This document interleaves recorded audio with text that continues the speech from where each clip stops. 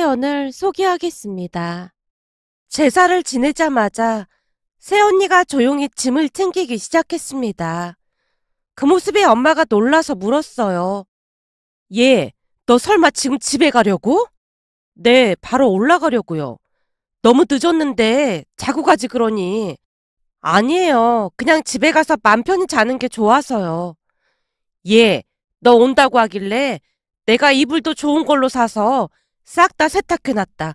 그러니까 걱정하지 말고 그냥 자고 가. 현준이랑 같이 가는 것도 아니고 운전하다 사고라도 날까봐 그래. 어머님, 저 진짜 괜찮아요. 2시간이면 가는 거리인걸요. 엄마 말을 들은 척도 하지 않고는 새언니가 짐을 챙기고 있었기에 부하가 치밀어 오른 것인지 엄마가 투덜댔습니다. 그러게 내가 오지 말라고 했잖니. 왜 굳이 와서는 사람을 심란하게 하는 거야? 어머님, 저는 진짜 괜찮으니까 걱정하지 마세요. 진짜 조심해서 올라갈게요. 가다가 혹시 졸리면 휴게소에서 잠시 쉬었다 가면 되거든요. 그니깐 휴게소에서 쉴 거면 여기서 자고 가면 되잖니. 혹시나 우리 집이 시골집이라 지저분해서 그런 거니? 그런 거면 걱정하지 마라. 너 온다고 하길래 우리가 싹 다 청소해놨거든.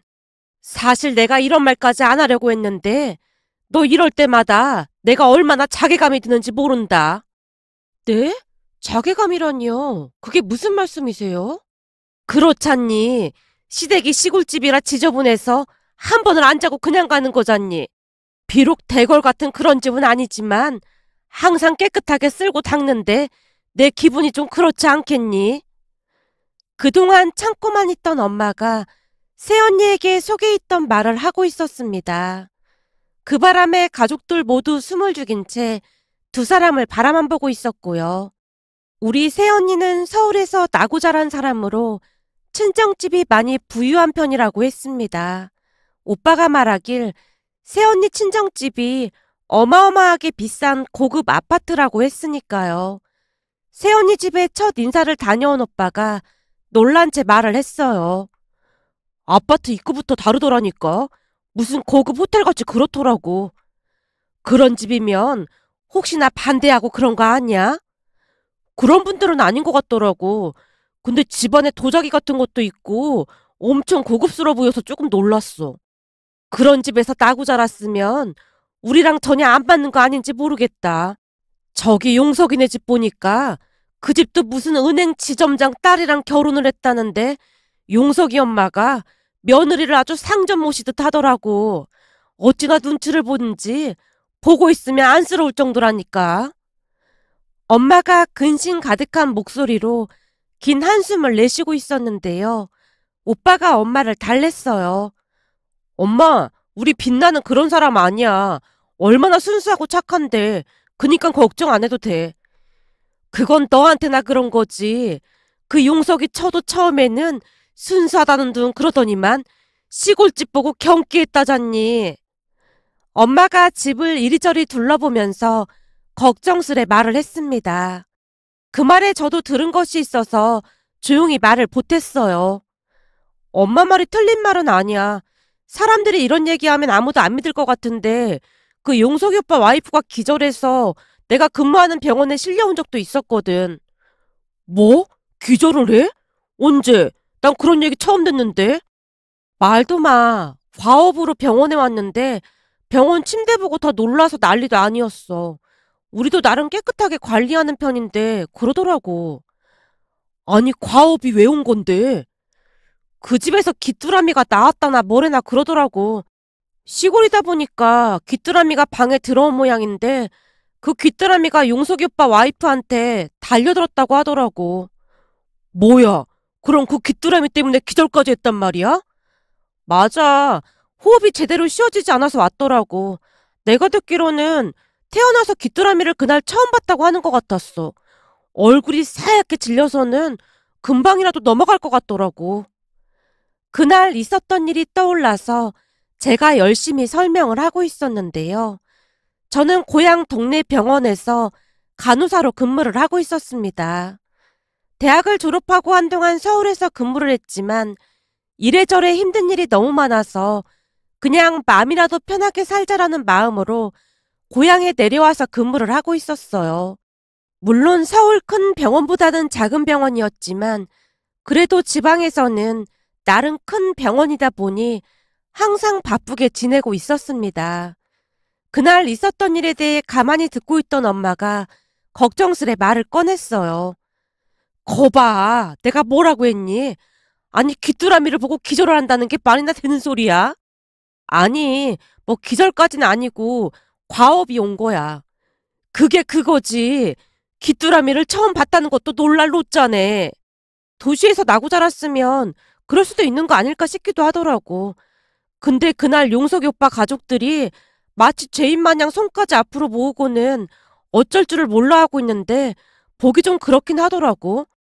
그러다가 결국에는 용석이 오빠 처가댁에서 우르르 뛰어들어와서는 용석이 오빠를 쥐잡듯이 하더라고. 아니, 용석이를 왜 쥐잡듯이 해? 말도 마. 가만 들어보니까 빨리 서울에 있는 큰 병원으로 옮겼어야지. 뭐 하고 있는 거냐면서 장모되는 사람이 병원이 떠내려가라 소리를 질러대는데 누가 보면 위독한 줄 알겠더라니까. 그날 용석이 오빠 엄마가 허리까지 숙여가면서 사과를 하고 있던데 보기 안 좋긴 하더라고. 거봐라. 내가 뭘 했어. 이 결혼이라는 게 집안 대 집안이 하는 건데 난 영 마음이 편치가 않다니까. 우리 집도 귀뚜라미 가끔 들어오는데 혹시나 그러면 어떡하니?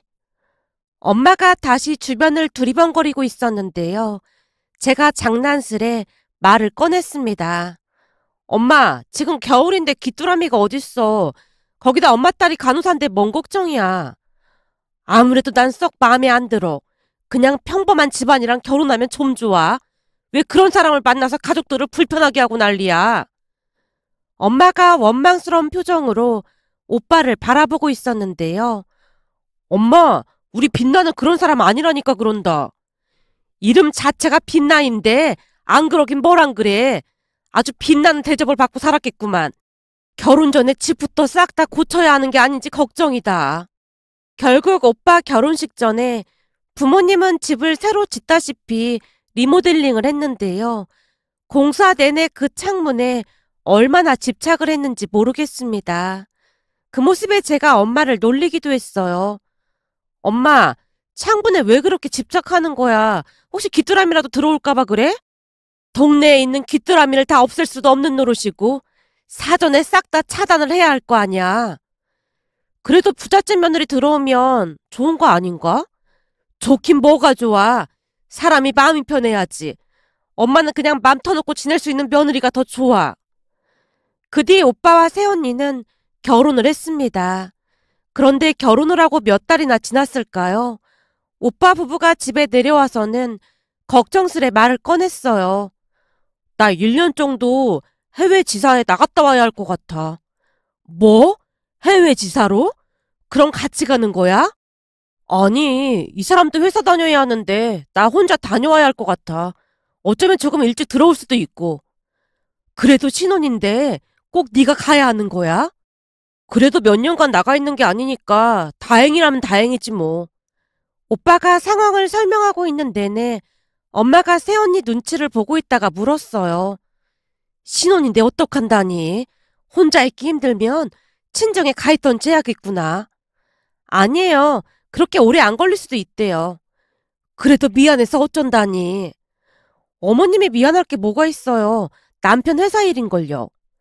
새언니가 별일 아니라는 듯이 말을 하고 있었는데요. 오빠가 다시 어렵게 말을 꺼냈어요. 그래서 말인데 내가 해외 지사 나가 있는 동안 이 사람 혼자 내려오기는 힘들 것 같아서 말이야.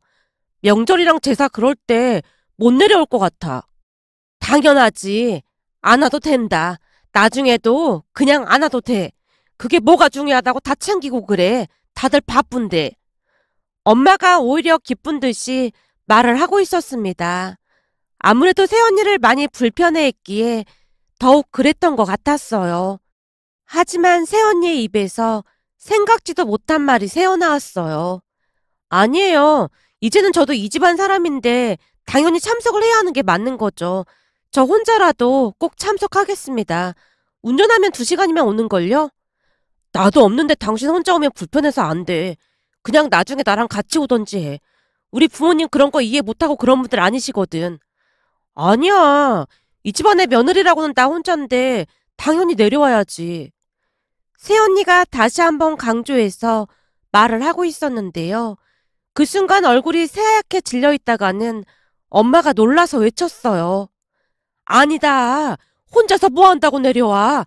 그냥 친정에 가, 친정. 안 돼요, 어머님. 그날 친정 가면 부모님께 한 소리 들을 거예요. 그냥 혼자서 내려올게요. 진짜 안 그래도 되는데 뭐 한다고 그래. 우리는 진짜 괜찮다니까. 엄마가 몇 번이나 새언니를 말렸지만 새언니도 고집을 굽히지 않았습니다. 그 뒤 오빠는 해외 지사로 떠났고 제사나 명절 때 새언니가 꼬박꼬박 내려왔지만 그로 인해 약간의 문제가 발생하고 말았어요. 제사를 지내고 늦은 시간임에도 새언니가 집에 올라간다고 고집을 피웠거든요. 부모님 입장에서는 너무 늦은 시간이었기에 혹여라도 운전 중에 사고라도 날까 싶어 노심초사였어요. 그러던 중 결국에는 그날 엄마 입에서 자괴감이라는 말까지 터져나왔고 새언니가 놀란 채 엄마를 빤히 바라보고 있었습니다. 그 잠시 잠깐 동안 집안 공기가 차갑게 얼어붙어 버렸다고 해야 할까요? 아빠와 제가 어찌할 바를 몰라 어리둥절한 채 서 있었는데요. 새언니가 많이 놀란 듯 다시 물었습니다. 어머님, 오해가 있는 듯한데 절대로 그런 거 아닙니다. 우리가 그동안 네 눈치가 보여서 말을 못하고 있었는데 니들 결혼한다고 할 때 집도 싹 다 고치고 거기다 이불도 우리 딸이랑 같이 백화점에 가서 좋은 걸로 사서 싹 다 세탁해놨었다. 그리고 혹시나 귀뚜라미, 그러니까 벌레라도 들어올까 싶어서 너 내려온다고 하면 내가 골백 번은 더 확인하고 있다 그 말이야. 귀뚜라미요? 그게 왜요? 암튼 그런 게 있어. 내가 너한테 싫은 소리를 하겠다는 게 아니라 너 혼자 올라가다가 사고 날까 싶어서 우리도 잠을 한숨도 못 자고 있어. 비록 우리가 널 낳진 않았지만 부모 마음이라는 게 다 그런 거야. 어머님, 진짜 그런 게 아니에요. 집이 지저분해서라니요. 아무래도 우리 집이 시골집이다 보니 좀 그럴 수도 있잖니. 어머님, 저는 진짜로 그런 생각 해본 적이 단 한 번도 없었어요. 그때 당시 새언니의 표정은 속된 말로 벙찐 듯한 모습이었다고 해야 할까요? 새언니의 모습을 보던 엄마도 역시 당황한 표정이었기에 제가 끼어들어 말을 했어요. 언니, 오해는 하지 마세요. 아무래도 언니가 서울에서 나고 자라다 보니 시골 생활이 좀 불편할까봐 그런 것 뿐이에요. 저는 진짜로 그런 생각 해본 적 없는걸요? 지금 너무너무 억울할 정도예요. 저는 그런 것 때문에 그랬던 게 아니라 사실은 저한테 문제가 좀 있어서요. 라며 새언니가 안절부절 못하는 모습이었습니다. 새언니가 어찌나 안절부절 못하던지 엄마가 궁금한 듯 다시 물었어요. 그 이유가 아니라면 그동안 도대체 왜 한 번을 안 자고 그냥 올라간 거니? 사실은 그게 저한테 심각한 문제가 있거든요. 그니까 그 문제가 뭐냐고. 궁금해서 숨 넘어가겠다. 대체 이유가 뭐야? 엄마가 속이 탄다는 듯이 다시 물었고 새언니가 침을 꼴깍 삼키더니 큰 결심을 한 듯 입을 열었습니다. 사실은 그게요. 제가 코를 좀 골아서요. 뭐? 코를 골아? 네. 코를 좀 많이 곤다고 그러더라고요. 그래서 창피해서 그랬어요. 제가 좀 참한 이미지였는데 놀라실까 봐서요. 그게 무슨 문제가 될 게 있다고 고민을 하고 그 난리를 친 거야. 그게 코도 고는 데다가 이도 간다고 하더라고요. 저도 잘 모르겠는데 주위에서 너무 심하다고 그러더라고요. 뭐? 코 골고 이를 갈아서 그랬다고? 순간 엄마가 배까지 움켜잡고 웃고 있었는데요. 아마도 그동안 마음고생을 심하게 했었기에 새언니의 시답잖은 대답에 웃음이 터져나온 듯해 보였습니다. 한참을 웃던 엄마가 인심을 쓰듯 새언니에게 말을 했어요. 우리가 무슨 내외하는 사이도 아니고 가족인데 무슨 그런 걱정을 하고 있어. 제가 코를 고는 수준이 그런 평범한 수준이 아니라서 좀 충격을 받으실까 봐서요. 그렇잖아도 지금 꾸준히 치료를 받고 있거든요. 그때까지는 패기 찌지 않으려고 했던 건데 그런 생각을 하고 계신 줄은 정말 몰랐습니다. 그랬구나. 괜찮어. 그까지 코 고는 게 뭐 대수라고 걱정을 하고 있어. 괜찮으니까 오늘은 여기서 자고 가렴. 아무래도 저 때문에 잠을 못 주무실 수도 있을 건데 괜찮을까요? 아유, 괜찮아. 그니까 그냥 자고 내일 아침에 가. 내일 아침밥도 맛있게 차려줄 테니까. 알겠어요. 근데 저는 분명히 말씀드렸으니까 나중에 저 원망하시면 안 돼요. 여전히 걱정스러운 표정으로 새언니가 가족들을 둘러보고 있었는데요. 그때까지도 우리는 무슨 일이 일어날지 전혀 생각지도 못하고 있었습니다. 그렇게 엄마가 장롱에서 깨끗한 베개와 이불을 꺼내서 작은 방 침대에 깔아줬는데요. 그날 엄마는 세상을 다 가진 듯한 그런 표정이었다고 해야 할까요? 입이 귀에 걸려있는 엄마를 보며 제가 놀리듯 물었어요. 엄마, 그렇게 좋아? 그럼 좋다마다. 그동안 내가 괜히 오해를 하고 있었던 것 같아서 미안하기까지 하구만. 근데 대체 코를 얼마나 골게 그랬는지 궁금하긴 하네. 네 새언니가 워낙 참해 보이잖니. 그러니까 그 뭐냐, 이미지 관리? 그런 거 하고 싶었던 거겠지. 부잣집 딸이니 더 그랬겠지. 그런가? 근데 우리 병원에 입원한 환자 중에 코 심하게 고는 사람들은 진짜 어마어마하긴 하더라고. 그건 덩치 크고 그런 사람들이나 그런 거지. 네 새언니처럼 여리여리한 사람이 코를 골아봤자 얼마나 골겠어. 그나저나 내일 아침을 맛있는 걸로 해줘야 할 텐데. 엄마가 그저 행복한 표정으로 아침밥 걱정을 하고 있었습니다. 그런데 잠시 후 기가 막힌 일이 일어날 줄 누가 알았겠습니까? 잠을 자기 위해 불을 끄고 누웠는데요. 우리가 잠이 들 무렵 어디선가 드르렁거리는 굉음이 집안에 울려 퍼지기 시작했습니다. 분명히 문을 닫고 있었음에도 바로 옆에 있는 것처럼 들려왔으니까요. 결국 부모님과 제가 거실로 나오게 됐고 소리의 출처를 알고는 기절초풍할 뻔했답니다. 엄마가 제게 조용히 속삭였거든요.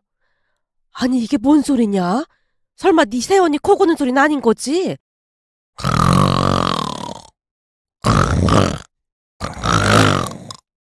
내가 볼 땐 맞는 것 같은데? 무슨 기차 화통 삶아먹는 소리가 들리네. 세상에나 진짜로 이게 코 고는 소리란 말이야? 엄마, 새언니 깨니까 조용히 좀 해. 소리 들어보니까 그동안 새언니가 왜 잠을 안 자고 갔는지 알겠네. 우와, 진짜 어마어마하구나. 엄마, 저 지금 뻐드덕거리는 소리는 이 가는 소리 맞는 거지? 얘, 저러다가 이빨 다 나가는 거 아니냐? 진짜 대단하다, 대단해. 네 오빠는 그동안 어떻게 같이 산 건지 모르겠다.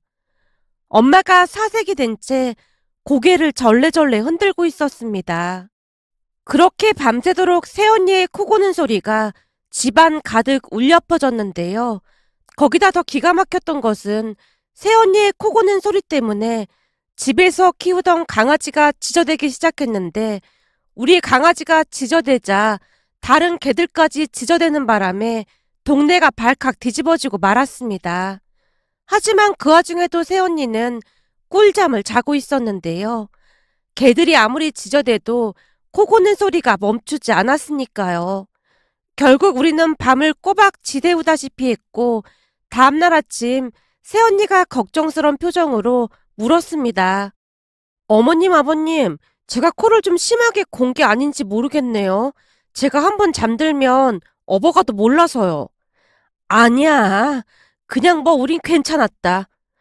치료를 꾸준히 받고 있으니까 곧 괜찮아질 거예요.